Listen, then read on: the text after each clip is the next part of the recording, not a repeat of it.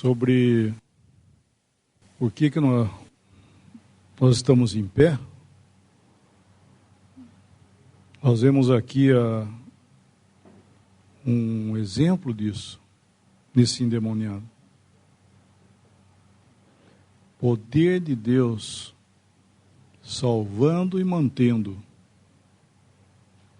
Muitas vezes nós achamos que o poder de Deus, que a salvação por Cristo, chegou a nós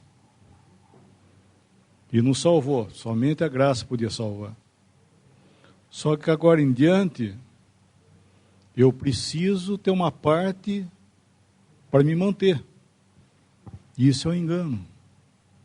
Isso foi o que aconteceu lá em Atos capítulo 15.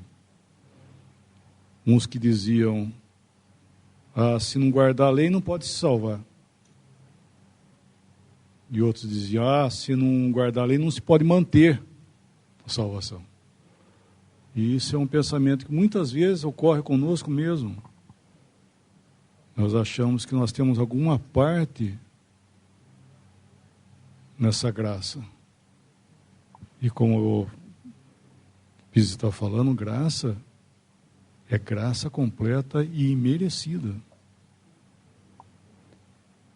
E aqui esse endemoniado, nós vemos que ele teve o desejo, de estar com o Senhor. E eu creio que esse é um sentimento que existe em cada cristão. E isso deve se manter, esse calor, de estar com Ele. E eu estava pensando que muitas vezes nós esfriamos nesse sentido. De estar com Ele. Aonde Ele for, estarmos com Ele. O Senhor disse assim, onde eu estiver, aí estará também meu servo. Então, aonde Ele está, nós estaremos. E com o passar do tempo, muitas vezes o Bernardo tinha dito, às vezes nós olhamos um irmão mais velho e fala, puxa vida, ele sabe bastante, Puxa, faz tantos anos que ele aprende, que ele lê muito, que ele faz isso, que faz aquilo, então, puxa, ele está assim porque ele sabe muito, puxa, até quero ser que nem ele até, Nós podemos pensar. Isso é um engano muito grande, porque todo conhecimento de Deus é uma revelação que nós temos dele e nele mesmo. Se eu penso no conhecimento como algo que existe em mim,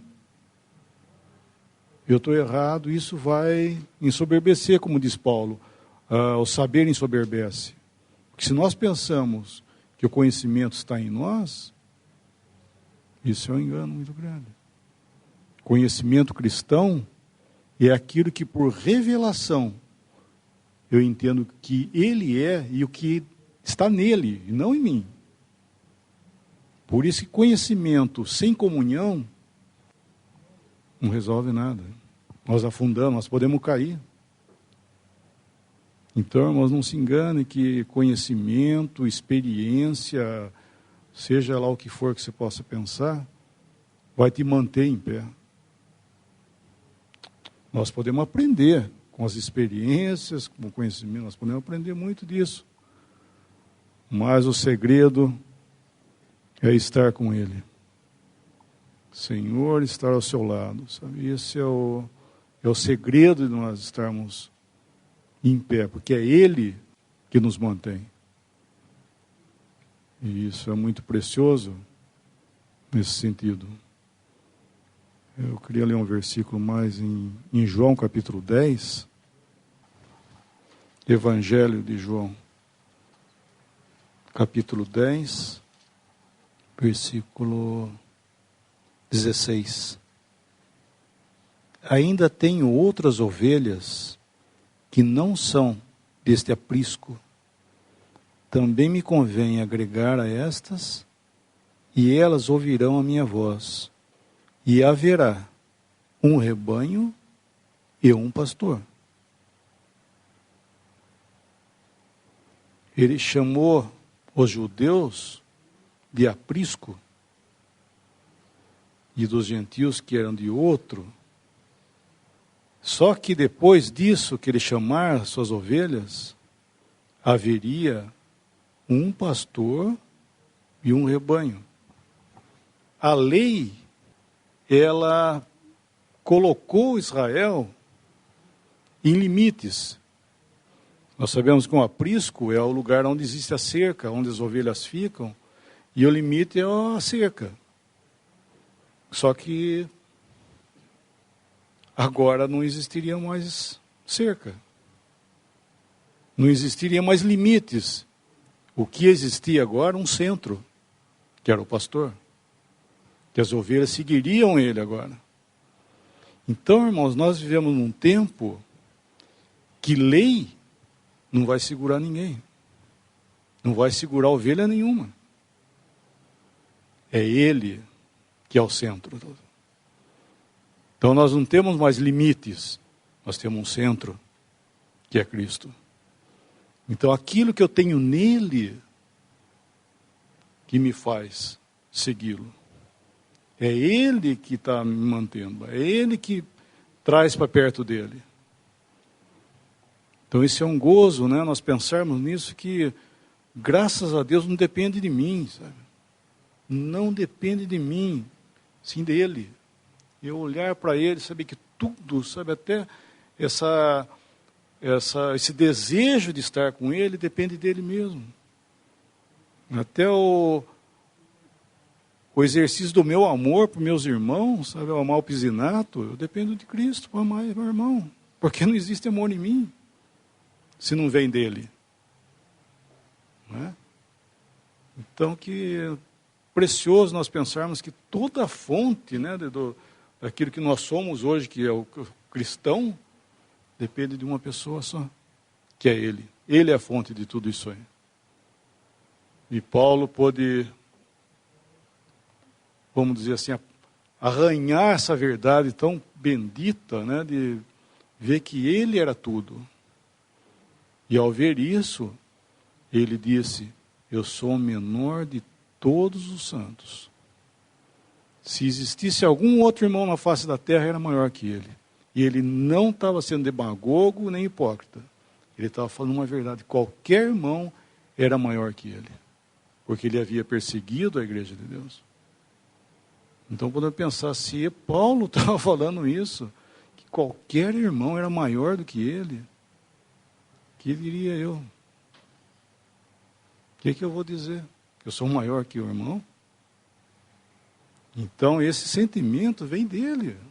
Se nós olhamos realmente com os olhos de Cristo, né, tudo muda. Né? Toda essa energia, né, vamos dizer assim, essa força, vem dele. Para nós caminharmos, estarmos livres, como o irmão diz, livres desse mundo, né, apesar dele, estar nele, mas libertos dele, andando em comunhão com os irmãos, tudo isso, a fonte é ele, é Cristo.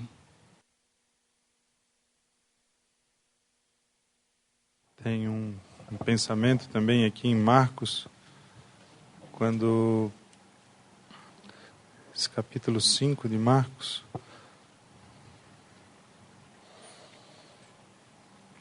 no versículo 18,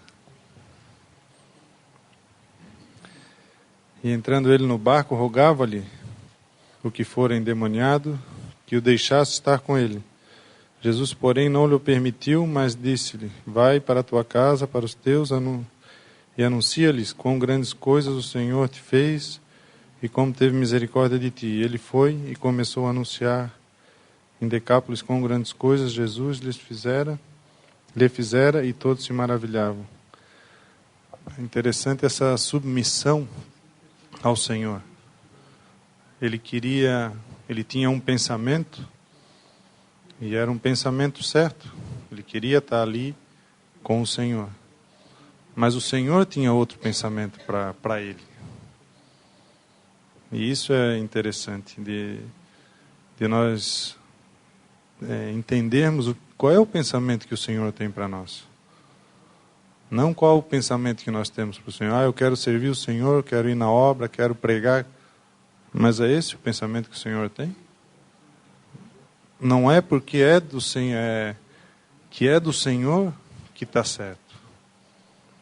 Tem que ser porque vem o pensamento do Senhor. Isso é importante. É importante que haja essa dependência e essa sujeição ao que o Senhor tem para a nossa vida. Muitas vezes nós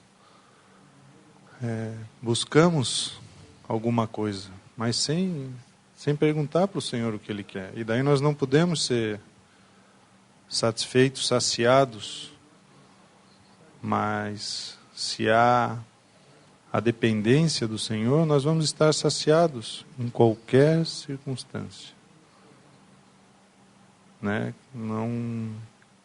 Não é uma circunstância, um olho natural vendo, mas sim uma satisfação espiritual, de que não, o Senhor me deu essa posição, e eu quero passar por essa posição. E isso é maravilhoso, de nós vermos aqui com esse endemoniado, que o Senhor disse para ele ficar e ir, e ele ficou e foi. Nós vemos Pedro, quando o Senhor disse que ia lavar os pés do Pedro, Pedro disse, não, Senhor, não vais lavar os meus pés. Como é que ele podia contrariar o Senhor? Depois o Senhor, daí ele disse, não, então me lava inteiro. Não, só os pés. E aqui é maravilhoso de a gente ver essa sincronismo, essa precisão do que o Senhor fala ter poder sobre a nossa alma. De nós estarmos querendo ouvir o que o Senhor tem para nos falar. Não que a gente não erre. Senhor, vou contigo. Nós podemos, eu quero. Mas o Senhor fala outra coisa, nós mudamos. E essa é a nossa vida. Tudo que nós temos hoje, de bem ou de mal, que nós gostamos ou que nós não gostamos, está vindo do Senhor. Tudo. E nós devemos nos sujeitar a isso. Como esse aqui se sujeitou. E Ele vai nos dar a luz para o próximo passo. Uma coisa que faz muito mal na nossa vida cristã é olharmos muito para frente. O cristão deve viver cada dia olhando para Cristo e esperando Ele. Nada mais. Amanhã não sabemos se existe, Na realidade nós só vivemos hoje. Amanhã, se tiver, vai ser hoje, porque nós vamos estar sempre só vivemos hoje, não vivemos nem o ontem, nem o amanhã. E que o Senhor nos guarde esse dia, de olharmos para Ele e esperarmos Ele. Com gozo, com confiança de que Ele, como foi falado, Ele foi lá para buscar aquele homem. Como Ele passou naquele lugar onde tinha uma mulher ao lado do poço, Ele foi lá. E assim Ele está também com cada um de nós, Ele está do nosso lado. Perto está o Senhor.